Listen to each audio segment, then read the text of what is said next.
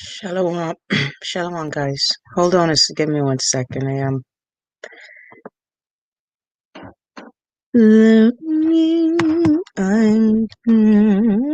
I do not know why I started this stream tonight. Guess I was feeling a little bored and I wanted to talk to myself and hopefully have somebody else respond besides me. So yeah, this is just I guess a me and a me and I was just going over some stuff today with Cain and I've mentioned before about Cain and how his bloodline remains, and we know that, right? His bloodline remains because the Most High say he does not get rid of his creations. He just minimizes them so that they do not rise up and have power anymore like he did with Egypt, right? So I want to bring out Cain's name and to see how the fluctuation of not only Esau's seed, not only the hold on 1 second. Hey, big old peace, brother. Peace, brother. How are you? Thank you for being here. I'm just coming up talking about Cain. I was doing some studying today, and again, I'm just talking to myself. I'm glad to have somebody else listening to me. But yeah, just tracking Cain because we always talk about Cain's seed and the wicked seed, the murderer that is still on this planet. And yes, his seed is mixed in all the races, all of the races, including especially Israel, right? You know that by the way we kill each other. So, but no one talks about Cain's seed after the flood. You know, I've heard some people say that Cain and the giants, they held on to the bottom of the boat, to the bottom of the ark, and they would hang on for dear life, and that's how they made it past the flood. I've heard all kind of strange things. How but the question is, well, how did Cain's seed remain? Because Scripture still talks about them, and it says they still exist, right? So we know when we look at the bloodline of Cain in Genesis 4, when it speaks about his bloodline, and it ends off in Genesis 4:24. As a matter of fact, let me just let me do a little screen sharing here. And let's just go into Genesis 4:24 and see what's going on here. All right, so Genesis 4:24 speaks about what does it say in Genesis 4:24? It says, "If Cain shall be avenged sevenfold, truly Lamech 70 and sevenfold. And Adam knew his wife again, and she bare a son, and called his name Seth. For God said, okay. For God said she hath appointed me another seed instead of Abel, whom Cain slew. And to Seth, to him also there was born a son, and he called his name Enos. Then men began to call upon the name of Yah." And that word call there, that's another subject. We'll bring it up. I'll touch into it later. But the word is saying began, where it says they began. The word is kalal, which also means curse, which also means to kill, to slay. But they chose to put the word began, use it as the word began there. But could it be that's when men started to curse the name of Yah? You know, when this second son Enosh was born, because when we look at Enosh's name, Enosh, you would see it means they would even tell you there's a difference between there's a difference in implication between the Adam, where they use for the word man, Ish, that they use for the word man, Geber, that they use for the word man, Mat, they use for the word man, and Enosh, Enos, that one they use it. It's basically mortal soul. Basically, you have no eternal life in your future. You are a mortal soul, or you are looked upon as a mortal soul. Right? So, but what the thing is, when we go back and just look at the let me go over it. When we just go and look at the names of Cain's seed, Cain's family line, we would see that his family line, their names are almost identical to the names that are in look at these names, because I've heard some people say, oh, well, El is a Canaanite god. Okay, El is a Canaanite god. Then you have to speak to me. You have to explain to me, how is it Cain's family line says, and unto Enoch was born Irad. Irad is basically saying you're going down. That's what that word means, Irad. I will descend, right? Or he descends. And Irad beget Mehu Yael. Mehu Yael. Now, those of them who say this is a Canaanite god before Canaan was even born, you have to ask me, how is it Mehu Yael and Methusael? How are these people? What? How are they using El's name? How do they have El, the god El, in their name, like the Israelites do in the after the flood, right? How come Daniel, Joel, Mikael? So when people are saying that El was a Canaanite god, false, right? You cannot say that when the name was being used before even the flood. He was being called El is just a short for Eloah, which is short for Elohim. We called him Elohim, the long version. We called him Eloah, the mid version, and we called him El for short, just like Negroes do today. We shorten everything up. Yo, what's up? We shorten everything. That is what we do till this day in our language, right? It is part of our culture. And that's exactly what we did with the Most High. Sometimes he's El Shaddai, Shaddai, you understand? Eloah. Sometimes we call him Yah. Sometimes they call him Yahoo or Yahoo. And sometimes we call him Yahuwah. You understand? We just shorten things up. So anyway, that's what's going on. I'm just looking at it with Cain's seed here, bringing this off, right?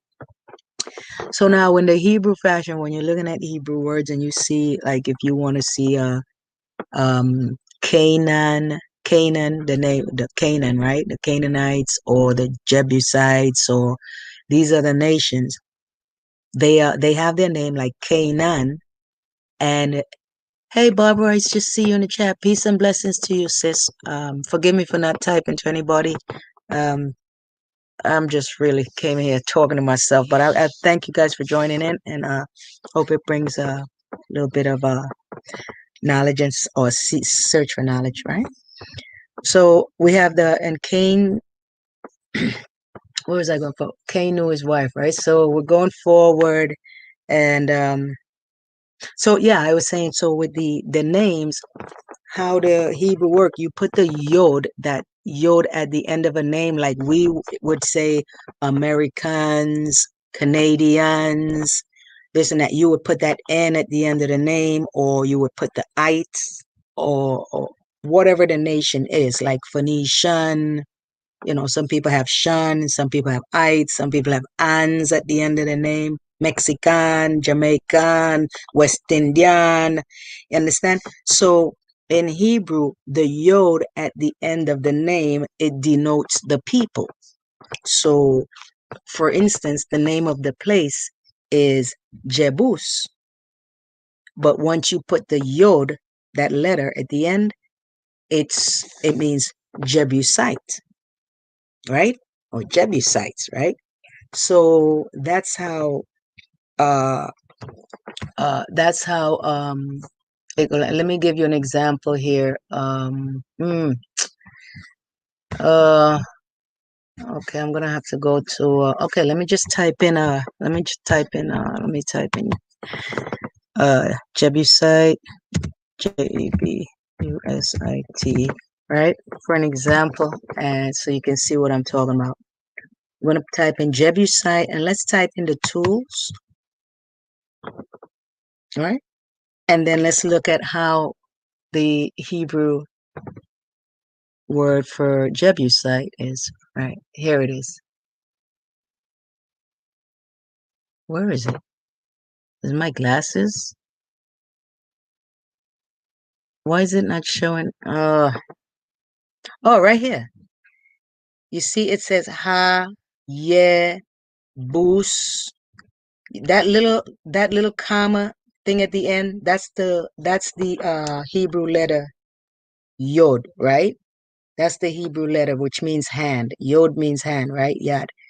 So all you everybody has their name, which is Yebus, but if you want to take it from the name of the country and make it the name of the people, you just add that little letter right there.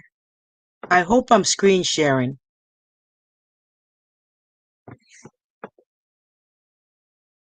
I'm hope I gotta turn on my other computer. I'm not sure if I'm screen sharing it. But okay, so yeah, you just add the yod. So what it does, it changes it from a place to a people, right? So, and that's the whole theme with the Jebusites. With Canaan, it's Canaan, and you add that yod at the end, and it becomes the Canaanites, right? So that's the same theme with every all with the nations, right? You just add that yod at the end, it changes it from a place to a people. All right. So now, knowing that, let's go and let's type in Cain's name. See what happens, right? Uh Cain, right? Cain, and let's see how Cain's name is spelled in the Hebrew, right? Cain's name is spelled Cain. Uh whereas oof, I'm not this here's Canaanite, that's the word there. What am I doing wrong here? Let me take off these glasses. Sorry guys, I'm trying to see how this program here can bring in both of them. It's saying Adam knew et Isha were et and Yahweh, but I'm not. Why is Cain's name not showing up if I typed it in? This is crazy. All right, let's go here. Why Isabel Cain? Where is it? Right here. Here's Cain. Right. So you see Cain's name is Cain. Cain also means purchased. It means like a lamentation. Understand? So Cain has his connotations to his name. But what's very curious is, isn't that what Israel is called? Doesn't the Most High say that we are the children who are purchased by him? Hmm. Very interesting that Cain's name means purchased. Hmm. All right. But what I wanted to get back to is also Cain in the field. Let me go back to Genesis 4, right? Because Genesis 4 is I think I had mentioned this before one time, but I didn't get too involved in it. But let's just take a look at Genesis 4 and Cain's family line, right? And let's go back down here to his children and their attributes. Now, Cain's name means purchased, and the Most High keeps telling us, "Oh, I have purchased you. I have ransomed you. I have ransomed you, O Israel." That's the same thing that Cain's name means. So let's be patient with me where I'm going with this, all right? Hey Dominic, how are you guys? How are you, brother? Peace be unto you. Thank you for being here. And anybody, again, anybody, the link is there. You're very much welcome to come on. This is not a teaching. This is just me hanging out with myself. And it's glad to have other people come here because nobody wants to be playing with themselves. You guys know what I mean. You know what I mean. All right. So, um, So yeah, I was getting back here, right? So Cain, right? So imagine Cain is his name means purchased, right? He's purchased. Basically, he's ransomed, right? And the Most High, that's what he says about Israel, right? Hmm. Curiously. And then let's look here also. What does it say? Now he had his wife, Genesis 4:24, and Cain avenged, right? Now look at the attributes of Cain's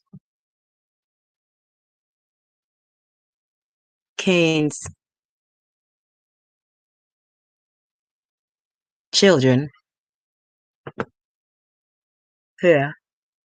And it says, and Lamech took him two wives, right? So now this is the first time we have, what do you call polygamy going on in the scripture, right? At least it's the first time it's mentioned in the scripture, polygamy going on, right? That's with Cain's seed. And, well, Lamech, right? The last seed before the flood, right? But why would the Most High be mentioning Lamech, Cain's Lamech, and the children and the family line if they were going to be wiped out? It would make no sense. They're going to be wiped out. Why even mention them? I can understand mentioning Israel, our bloodline, because it's going to be continuing after the flood. But why mention Cain's if it's, ending? All right. So let's look at the attribute of uh he had this two wives, right? And Lamech took unto him two wives. The name of one was Adah, and the name of well, curiously, when you look at this, the name of one was Adah. Is it a coincidence that Esau took a wife? Um, he took a wife, and one of the wife's name he took from one of the other nations. Her name was Adah. All right, I just thought it's little things like that perks my ears up. And the name of the other was Zillah. Now look at the attributes. And Adah bear Jabal. Okay, hello. Jabal means like a flowing river, a stream. Where were we always dwelling by? We're always dealing with water, crossing water. Jabal, right? He was the father of such as dwell in tents. Uh-oh. Isn't that an attribute of Israel? Isn't that an attribute of us? We dwell in tents? Hmm. Seems like these attributes are going towards Cain right here, right? And of such that have cattle. Isn't that an attribute of Israel? Okay, pay attention where I'm going here, guys. All right. And his brother's name was Jubal. Now let's think about this. We are in the time now, we're at the end of the age where the Most High is about to put a massive flood and kill basically the entire earth, save for a handful. And a son is being born by the name of Jubilee. Jubalmi is Jubilee. That's Jubilee in Hebrew. So what was going on at that time? There was a Jubilee. Everybody was praying. The Most High was sending his words out to Noah. It was being said, get your lives together, get yourself. Everybody's being freed and all that stuff. And those who were free, those who kept the laws, those who were being preserved to continue the race, that's who got saved. But here we have a Jubilee, right? And mind you, all these things we're reading is from Cain's bloodline. We're reading it from. It's not even from Seth. So okay, so the father of such that and here it is, who also Jubal, right? Where we go? Verse 421. And his brother's name was Jubali. He was the father of all such as handle the harp and the organ. Is that not another trait of Israel? What was David famous for? Making harps, organs, singing. Isn't that all of us? Isn't that part of the trait of our people? All right. And the other wife, what does she take? Now you have one wife. She seems to be, to me, I see her as the wife of a Sethite, of an Adamite, someone who came from Seth's seed. And this Zillah here, I see Zillah as someone who comes from Cain's bloodline seed, from his from that house over there, Nod, because it says, and Zillah, this is the other wife, she also bare Tubal Cain. Tubal Cain, well, we know what Cain is, right? Could be a purchaser, a lamenter, a mourner. And Tubal is the word for world, the world as a whole. And Cain also, Cain's name also means, because when you purchase, you dominate, you own, right? So when you look up the word for Tubal Cain, you know what that means? World domination. You can't even make that up. You can't even make that up. Zillah's son named Tubal Cain. Go and research it. Look it up yourself, guys. And world domination. That's what it represents. Tubal Cain. And look at it. He's an instructor of every artificer in brass and iron. And the sister of Tubal Cain was Naamah. Now, he was the artificer of brass and iron. Isn't that what we deal with our temple? For our temple? Isn't that the materials we use for our temple? Brass and irons? And also, not only is it because there's always a dual factor, we use it for our holy vessels, but isn't that what the other nation them use to rise themselves up, to make themselves, that gets them pompous, where they make brass statues and golden statues and all these things of themselves. Understand? So, right? And hear my voice. What did Lamech say here? Let me read verse 23, because Lamech says, and Lamech said to his wives, Adah and Zillah, hear my voice, ye wives of Lamech, hearken unto my speech, for I have slain a man for my wounded, and a young man to my hurt. Yo, he killed, when you read it in Hebrew, he's basically saying, yo, I killed a man um for hurting me. Um, he said, no, I killed him. He killed a man for his wounding because he wanted to, right? And the young man who got upset, basically, he killed him because basically the guy was complaining. It's like, yo, I mean, just the cocky presence, like, yeah, you mad because I killed your daddy? Boom, slap you upside your head. Lucky I don't kill you too. So it's like you wounded, he killed a man and then hurt the young man for the guy's son. Anyway, so, and then his cockiness is, if Cain shall be avenged sevenfold, truly Lamech 70 and sevenfold. You guys want to know why we keep dealing with the number 7 and all the time? Why we keep dealing with the number 7? Why is all the attributes going on here with Cain here and Cain's seed, Lamech? Why is all those attributes with Israel? Right? You know why? Because if you keep reading and you go to the bloodline, when you get to Genesis, you're going to see Cain's seed existed. They were on the ark. And you're going to see when you start reading and when you look up, let's do that now. Let's go now and see who did these bloody people disguise and remove Cain's name, right? And try to disguise him. And it's the what? Kenita. Kenites. Right? And let's go to the Bible tools. And you see. Remember I tell you what you do? You take the name and you put the yod at the end, right? Here you go. Cain's name, Cain, with the yod at the end. Why did they not translate it? I just look in the chat. Peace, indigenous. Peace to you, brother. Glad to see you here. Thank you so much for being here. But yeah, you see Cain's name? You had the yod at the end. So that should actually be reading Cainites. Cainites. Cain's seed. Not Kenites. Who are the Kenites? Cain's seed. It's there, but they put Kenites. So every time you're reading Kenites, guys, it is talking about the same thing here with the Kenizzites. And how do we know these people don't belong to us? Because what does the scripture say about these Kenizzites and the Kadamites? What does it say in yeah. Let's read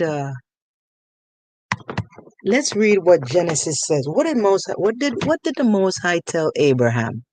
Let's go up here and see. And in the same day, the Lord made a covenant with Abram, right? Saying, unto thy seed have I given this land, from the river of Egypt unto the great river, the river Euphrates. The Kenites, that's Cain's seed. The Kenizzites, the Kenizzites, they don't belong to the Israelite family. So I'm not sure if they are part of Cain's seed, because they have the same connotation of the word Kenez. The Kenez means hunter, a hunter, a trapper, a snarer, and those were attributes given to Cain. So I'm not sure if the Kenizzites are Cain, or if they belong to the I'm not sure if they belong to Cain, Esau. That's what I meant to say. I'm not sure if they belong to Esau, because Esau was called the gatherer. He was called a hunter and all that. So I'm not sure if this is Cain, Esau, or the Canaanites. Either which one it is, they are cursed. The Kenizzites, what did the Mosai said? He's given all this land to him, and Abraham, all these people are supposed to get out. Cain's people, the Kenites, the Kenizzites, the Cadmonites, the Hittites, the Perizzites, the Rephaims, the Amorites, the Canaanites, and the Girgashites, and the Jebusites. All of these nations here are cursed nations. You don't belong there. You got to get off of the Most High's land.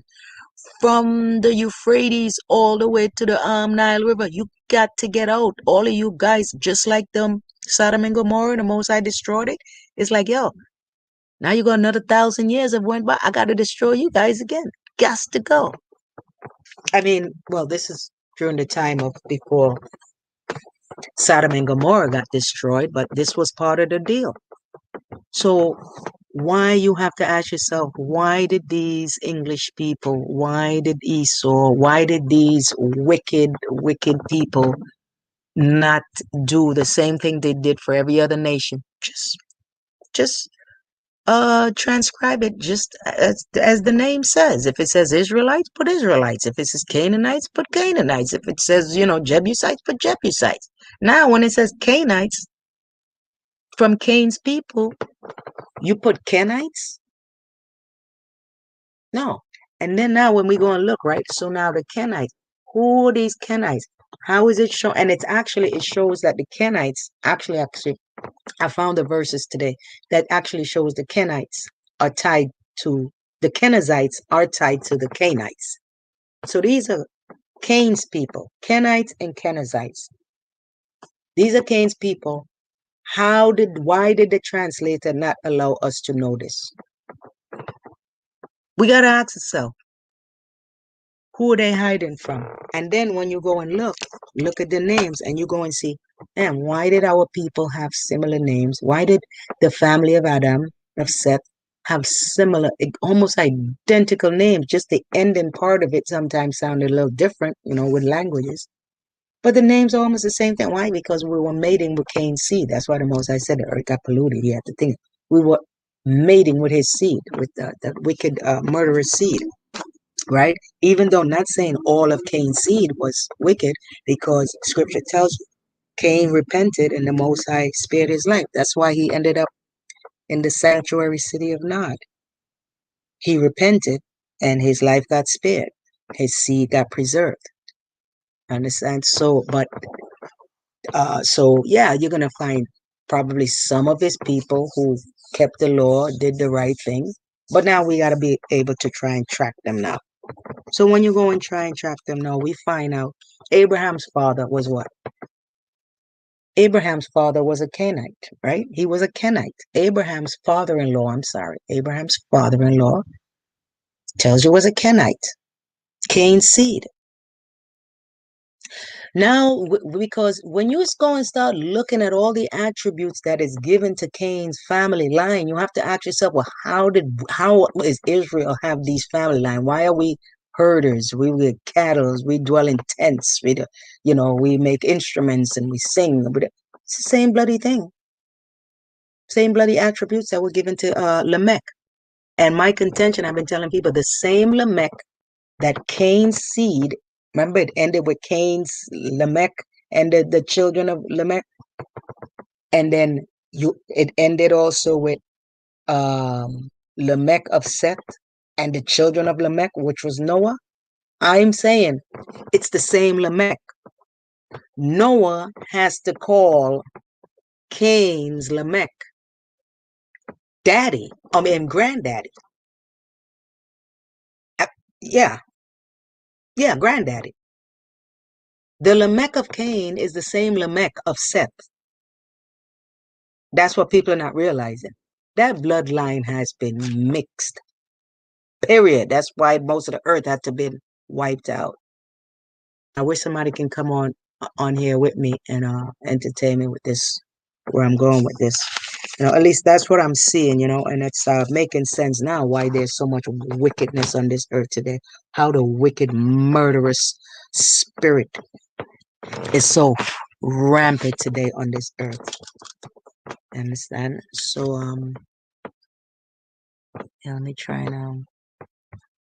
Let's see if I put the hold on. I'm trying to put this one more time.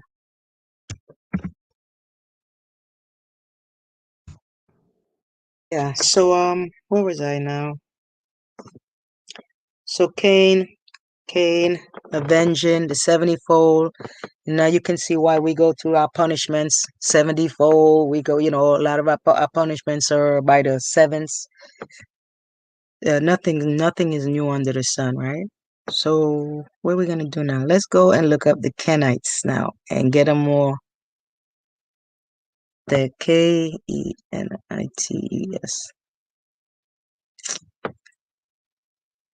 Right. This sucks doing this by myself, but what are you gonna do?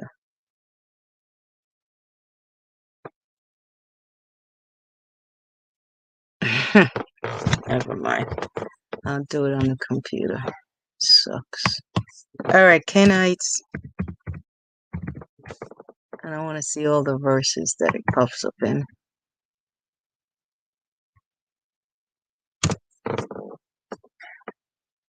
All right, you have Genesis 15:19, the Kenites, and that's kicking them out the land, right?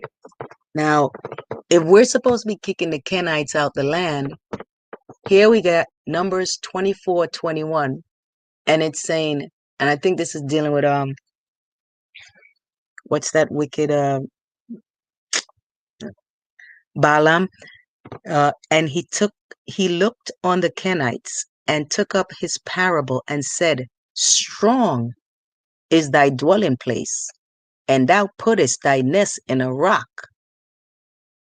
You keep reading that, you're gonna read that passage there with Numbers 21. It's basically saying, yo, you Cain, y'all set yourself up in a nice place where y'all got good stability, and where your nest is, it's up high, so you guys get to oversee everything. You see what's going on, you know where to go and pray, you know where to go and hunt. And then, so this is Cain's name, right? We already established that the Kenites are Cain, right? It's Cain's seed, right? Now look, Judges 4:11. Now Eber, the Kenite, which was of the children of Hobab, the father-in-law of Moses, had severed himself from the Kenites and pitched his tent in the plain of Zaanaim, which is by Kadesh. That's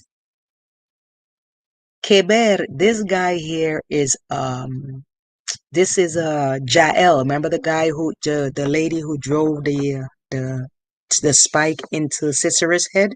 This is her husband here. Jael's husband was Cain's seed. He was a Kenite, right? So not only did Moses marry a wife of Cain, but so did Jael. And here is where things started to go awry because remember, we were supposed to kill them, drive them out of the land from the time of, the Most High told Abraham, all of these nations, they got to go. Now, how did it go from them, the Most High saying they got to go, the Canaanites, Jebusites, Kenites, all, they got to go, where we get to hear? Look, what this is one of the F-ups where Saul, still as Saul did. What did Saul do? And Saul said unto the Canaanites, go, depart, get you down from among the Amalekites, lest I destroy you with them. For ye showed kindness to all the children of Israel when they came out of Egypt. So the Kenites departed from among the Amalekites. We got the order was for them to, we have to kill them. Saul was told to go kill them. He was told to go kill the Amalekites also, right? And not to spare their lives, but Saul ended up breaking that. That was the last straw, the straw that broke the camel back, pun intended, that the Most High was like, that's it, your spirit is gone. But Saul spared the Kenites' life because he said they were gracious unto them. At least Cain's seed treated us better than Esau's seed. But what you're going to notice, don't let it slip past you, that these same wicked Amalekites, who were they living amongst? Cain's seed. Cain's seed was living amongst the Amalekites, the ones who the Most High have indignation with forever. Forever. So can you imagine those two seeds making babies? Cain's seed and an Amalekite seed? You want to know why we have so much evil amongst the 1%? So much evil on this earth? Look at those two seeds uniting.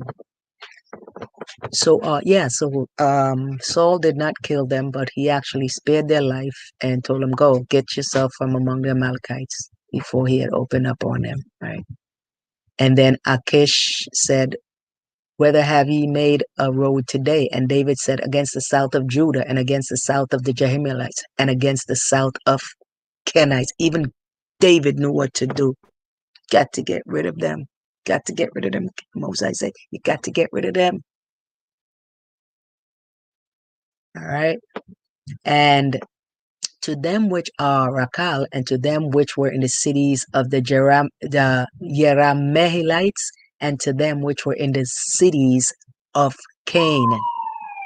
So even Cain's cities still existed. The name Cain, the city of Cain still exists all this time. Still exists. And here we go. And the families of the scribe. Now here, check this out, guys. Now this is Cain's seed, right? This is Cain's seed. Check this out. Look how far deep they got into the marrying and the bloodline. Look at this. And the families of the scribes which dwelt at Jabez, the Tirathites, and the Shimeatites, and the Sukkatites, these are the Kenites. These are the Canaanites that came from Hamath. Hamath is the Canaanite, the father of the house of Rechab. Guys, this can go deeper further. I wish I had somebody else on here, so because it'll make it easier for me to keep the conversation. Otherwise, I'm just going to end it early and you guys go and do up the studies on this. But now go up, guys, and read up and do some studying on the Rechabites. Oh boy, it gets real deep.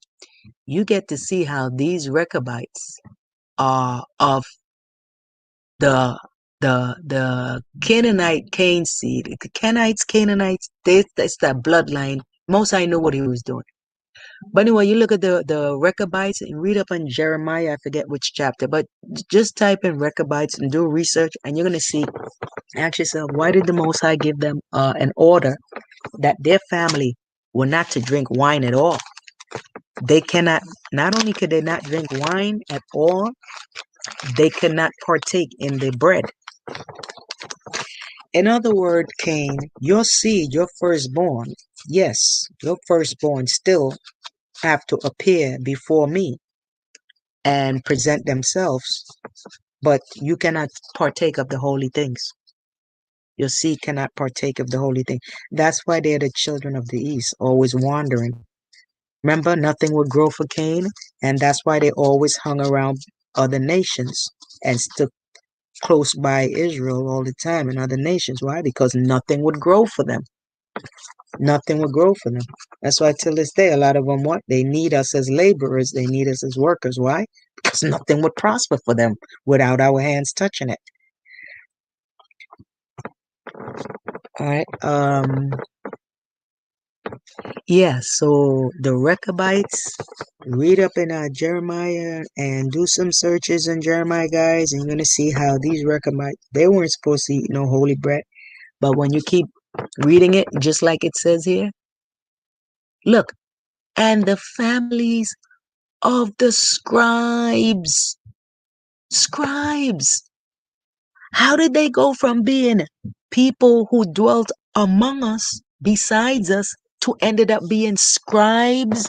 And Gary and everybody want to know. You're gonna find the word as you keep doing the research. You're gonna find the word. That's how you got the Sadducees and the Pharisees. Fares. That's the same word for Persia. Fares. Pharesi is uh it, is what you would call a Persian back then, a Pharisee. So yeah, Rechabites not supposed to be touching anything. So how did these a nation of people who are not of Israel, how did they end up being scribes? And when you keep reading it, by the time you get to Nehemiah and Ezra, you're gonna see the Rechabites' name. Not only are they scribes, they are now priests. They are now priests. These bastards have been infiltrating us from way back then, but we wasn't paying attention to it. And that thing was just happening slowly. That's why the Most High said, stop marrying them, stop marrying them, stop marrying them. By the time you look at it, not only were they ended up started ruling. Just like, what's his name? That wicked Ahab. What was he? Half-breed. Look at Caleb. Who was Caleb's seed? Caleb was a Canaanite. Caleb was a Canaanite. That him and Joshua. Why do you think Caleb begged for a place? Everybody was fighting. You had Othaniel. You had other people. Actually Othaniel is his brother. But we had other great Israelites that was slaying the giants and everything. Giants of Gath, Goliath's brother. How come? Think about it. How come all our other brothers and sisters, warriors, and all of them thousands of warriors, how come they never asked for land? Because everybody's got a land. What if Caleb was a full-blooded Israelite? He wouldn't need to ask for land, would he? Caleb is a half-breed, and it tells you his father was Jephunneh, and his, mother was an Israelite. But because of his spirit, and he's got that warlike spirit in him, and he was like, "Yo, man, we go kill them. What? We go kill him." He's got that bloodthirsty thing in him. That's why he worked out good. And the Most High was like, you know what? All you other weak AWS Israelites, all you other weakers, since y'all want to come back with a bad report, now guess what? Now you're gonna have a half-breed Caleb, and that's how Caleb was given the land of Hebron, which David and that was the capital city for 7 years, Hebron, and David was ruling there. Next thing, David was like, nope, moving everything now. Now I'm the king of all of Israel. The capital city is now in the city of David, aka Zion, aka Jerusalem. Understand? But yeah, that's why Caleb asked for lands in the field. We are royalty. If you're royalty, you don't live in the field. You live in the city amongst royalty, not out in the fields. That's where people of lesser, stature and servants lived in the countryside. Taking care of the animals and all that stuff.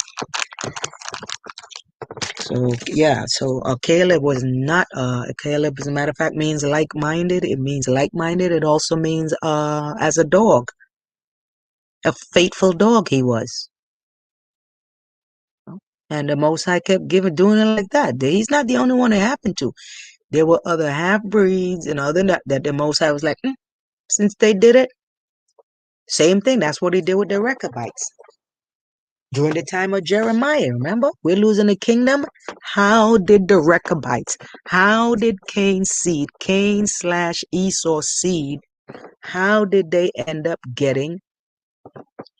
uh this their religion right now that they have hijacked? How did they end up getting it? Read Jeremiah. Read Jeremiah. I think what is it, chapter 5, chapter 6, when it tells you about the Rechabites. Yeah. And the Most High was like, since Jephunneh and Jeroboam, and since they obeyed my laws and they did not partake of the wine and they did not partake of the holy bread like I commanded them to, and you, Israel, since y'all did not keep my laws, but these other people kept my laws, the Most High says, now they're going to get to freaking serve in your temple. That's what that switch is what's happening right there in front of our eyes, guys. Go and see. Read Jeremiah. You're gonna see the Most High's like, they kept my laws. You didn't. Now they get to serve, and they get a place in Israel forever. So our poor brothers and sisters and family in the next lifetime, guess what? Yeah, they got to deal with him too, because a covenant is forever. Right? They'll always have a place there. So the wicked would always survive. There will always be unclean animals going on the next ark, so to speak. Right? So yeah, guys, just wanted to bring that out. And I see no one else is in the mood to talk and all that. So hope you this piques your curiosities a little bit, guys. And if you go and check that out. And with that, I'd like to bid everybody peace and blessings. Have a wonderful evening and Jai Kat. Shalom.